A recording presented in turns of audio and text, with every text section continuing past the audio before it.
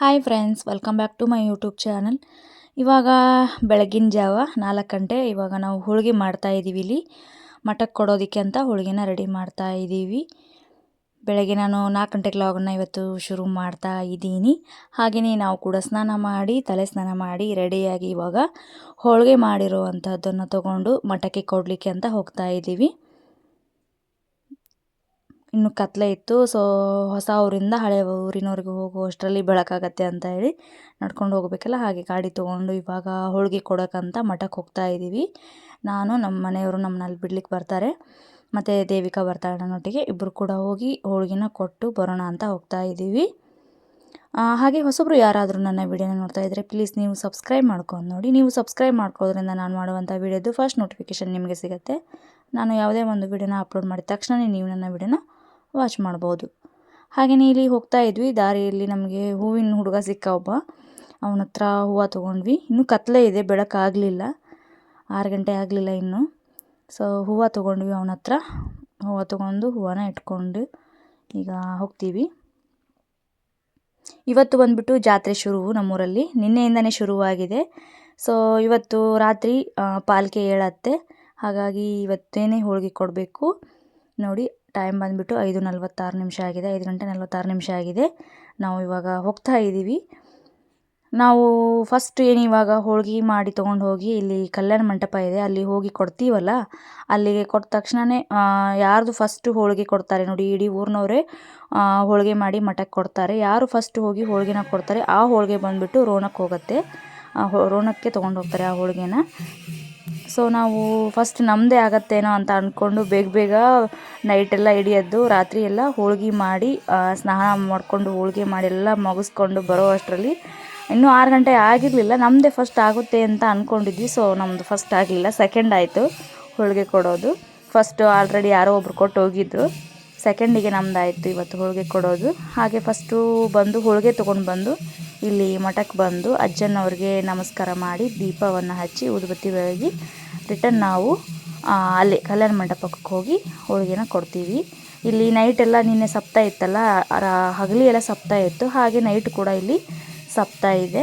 ಅದರಲ್ಲಿ ನಮ್ಮ ತಂದೆಯವರು ಕೂಡ ಹಾಡು ಹಾಡ್ತಾ ಇದ್ದಾರೆ. ಈ ರಾತ್ರಿ ಕೂಡ ಅವರು ಹಾಡವನ್ನು ಹಾಡಿದ್ದಾರೆ. ನಮ್ಮ ತಂದೆಯವ್ರದ್ದೇ ಒಂದು ಭಜನೆ ಟೀಮ್ ಇದೆ. ಅವರು ಹೊರಗಡೆ ಇಲ್ಲಿ ಇದು ಗರ್ಭಗುಡಿ, ನಾನು ನಿಂತಿರೋದು ಇಲ್ಲಿ ಹೊರಗಡೆ, ಅವ್ರು ಕೂತ್ಕೊಂಡು ಹಾಡು ಹಾಡ್ತಾ ಇದ್ದಾರೆ. ನೈಟ್ ಇಡೀ ಹಾಡು ಹಾಡಿದ್ದಾರೆ ಅವರು. ಈಗ 6 ಗಂಟೆ ಆಗೋ ಅಷ್ಟರಲ್ಲಿ ನಾವು ಬಂದು ಹೋಳಿಗೆ ಕೊಟ್ಟು ದೇವ್ರಿಗೆ ಕೈ ಮುಗುವಷ್ಟರಲ್ಲಿ ನಾವು ಹೊರಗಡೆ ಬಂದ್ವಿ. ಆವಾಗ ಅವರು ಹಾಡವನ್ನು ಹಾಡೋದನ್ನು ಸ್ಟಾಪ್ ಮಾಡಿದರು. ಇವಾಗ ನೋಡಿ ಇಲ್ಲಿ ಹಾಡ್ತಾ ಇದ್ದಾರೆ. ಅಲ್ಲಿ ಮೋಸ್ಟ್ಲಿ ಜಾಸ್ತಿ ಝೂಮ್ ಮಾಡಿ ತೋರಿಸ್ಲಿಲ್ಲ ನಾನು, ಯಾಕಂದರೆ ತುಂಬ ಜನ ಕೂತಿದ್ರು, ಹಾಗಾಗಿ ಝೂಮ್ ಮಾಡಿ ತೋರಿಸಲಿಲ್ಲ. ರೆಡ್ ಕಲರ್ ಶಾಲ್ ಹಾಕ್ಕೊಂಡಿದ್ದಾರೆ, ಅವರೇ ನಮ್ಮ ತಂದೆಯವರು.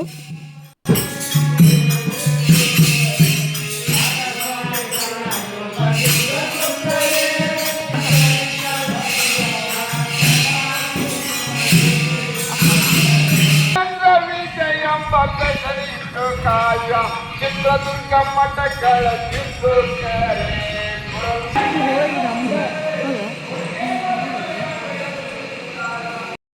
ಇಲ್ಲಿ ಹೇಳಿದ್ನಲ್ಲ, ನಾವು ಬೇಗ ಎದ್ದು ಹೋಳಿಗೆನ ತೊಗೊಂಡು ಬಂದ್ವಿ ಅಂತ. ಎಕ್ಸೈಟ್ಮೆಂಟ್ ಇಲ್ಲಿ ಹೋಗ್ತಾ ಇದ್ವಿ, ನಾವೇ ಫಸ್ಟ್ ಏನೋ ಹೋಳಿಗೆ ಕೊಡೋದು ಅಂತ. ಅಲ್ಲಿ ಹೋಗಿ ನೋಡುವಷ್ಟರಲ್ಲಿ ಆಲ್ರೆಡಿ ಯಾರೋ ಮೊದಲೊಬ್ಬರು ಕೊಟ್ಟೋಗಿದ್ರು. ಸೊ ನಾವು ಸೆಕೆಂಡ್ ಆದ್ವಿ ಹೋಳಿಗೆ ಕೊಡೋದ್ರಲ್ಲಿ. ಇಲ್ಲೇನು ಹೋಳಿಗೆ ತೊಗೊಂಡು ಹೋಗಿ ಅಲ್ಲಿ ಹಾಕ್ತಿದ್ರಲ್ಲ, ಇಲ್ಲಿ ನೋಡಿ ನಾನು ಝೂಮ್ ಮಾಡಿ ತೋರಿಸ್ತಿದ್ದೀನಲ್ಲ, ಇದು ಸಾಧು ಅಜ್ಜನವರ ಫೋಟೋ. ಅಲ್ಲಿ ಫೋಟೋ ಇಟ್ಬಿಟ್ಟು ಅದರ ಕೆಳಗಡೆ ಮುಂದೆ ಹೋಳಿಗೆ ಇಟ್ಟಿದ್ದಾರೆ ನೋಡಿ. 2 ಸೈಡ್ ಹೋಳಿಗೆ ಇಟ್ಟಿದ್ರಲ್ಲ, ಅದರಲ್ಲಿ ಒಂದು ಸೈಡ್ ಹೋಳಿಗೆ ನಮ್ಮದು, ಇನ್ನೊಂದು ಸೈಡಿನವ್ರದ್ದು ಯಾರೋ ಕೊಟ್ಟೋಗಿದ್ದಾರೆ.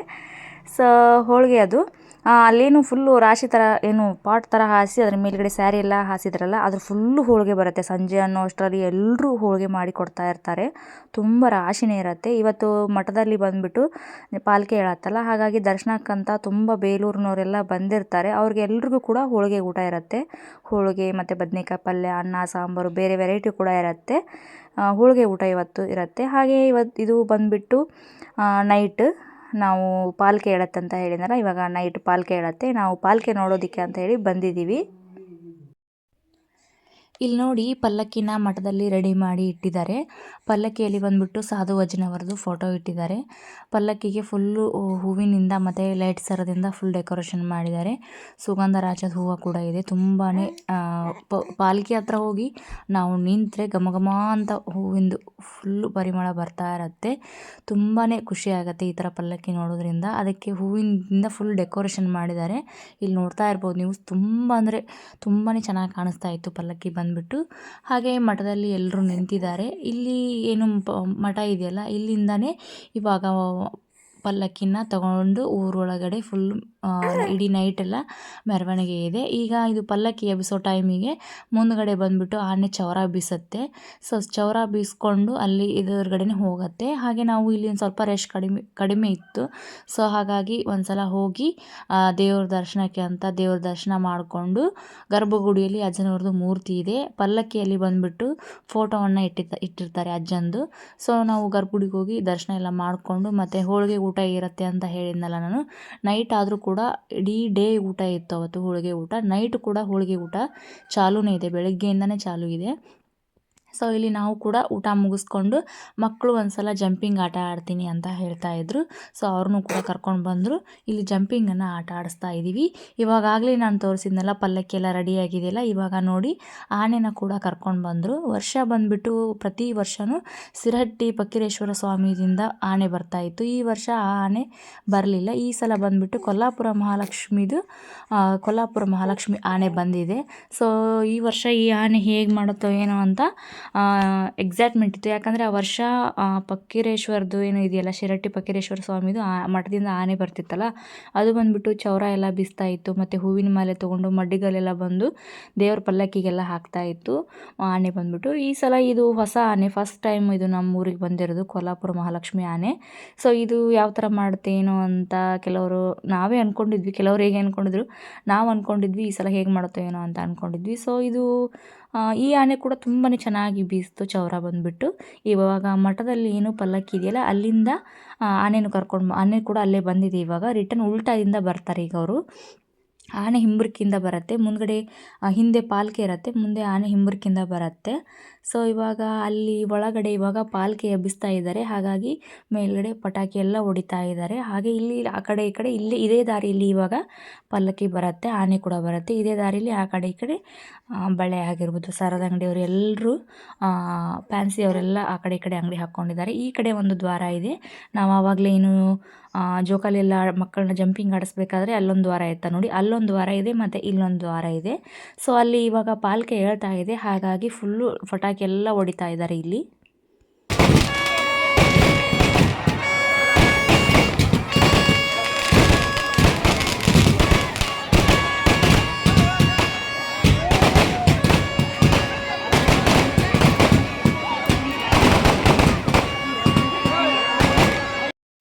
ಇಲ್ಲಿ ನೋಡಿ, ಇದು ಪಲ್ಲಕ್ಕಿ ಬರುತ್ತಲ್ಲ, ಹಾಗೆ ಆನೆ ಕೂಡ ಚೌರ ಬೀಸ್ತಾ ಇರುತ್ತೆ ಪಲ್ಲಕ್ಕಿಗೆ. ಅದನ್ನು ನೋಡೋದಕ್ಕೆ ಅಂತಲೇ ಇಡೀ ಊರು ಜನ ಇಲ್ಲಿ ಬಂದು ಸೇರಿದ್ದಾರೆ.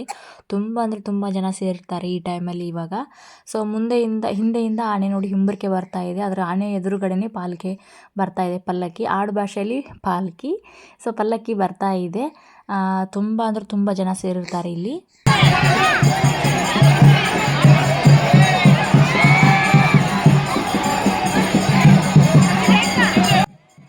ನೀವು ಕೂಡ ಈ ದೃಶ್ಯವನ್ನು ಕಣ್ಣಾರೆ ನೋಡಿ, ಕಿವಿಯಾರೆ ಕೇಳಿ. ಸೊ ನಮ್ಮೂರ ಜಾತ್ರೆ ಹೇಗಿದೆ ಒಂದ್ಸಲ ಫುಲ್ ನೀವು ಕೂಡ ನೋಡಿ.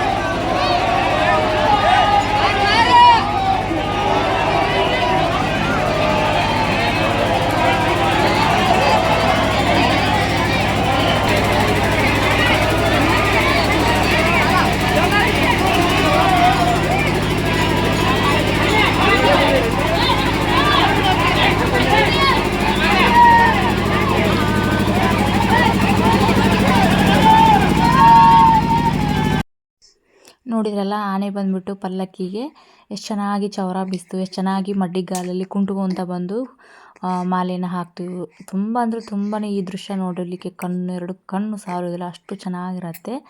ಸೊ ಇವಾಗ ಪಾಲ್ಕೆ ಕೂಡ ಮುಂದಕ್ಕೆ ಹೋಯಿತು. ನಾವು ಇವಾಗ ಮಠಕ್ಕೆ ಬಂದ್ವಿ. ಮಠದಿಂದ ನಾವು ಸೀದಾ ಇನ್ನು ರಿಟರ್ನ್ ಮನೆಗೆ ಹೋಗ್ತೀವಿ. ಅಲ್ಲಿ ನೋಡಿದ್ವಿ ಬ್ರೇಕ್ ಡ್ಯಾನ್ಸ್ ಇತ್ತು, ಆಡಬೇಕಂತ ಹೋದ್ವಿ. ಬ್ರೇಕ್ ಡ್ಯಾನ್ಸ್ ಬಂದುಬಿಟ್ಟು ಸ್ಟಾಪ್ ಆಗಿತ್ತು.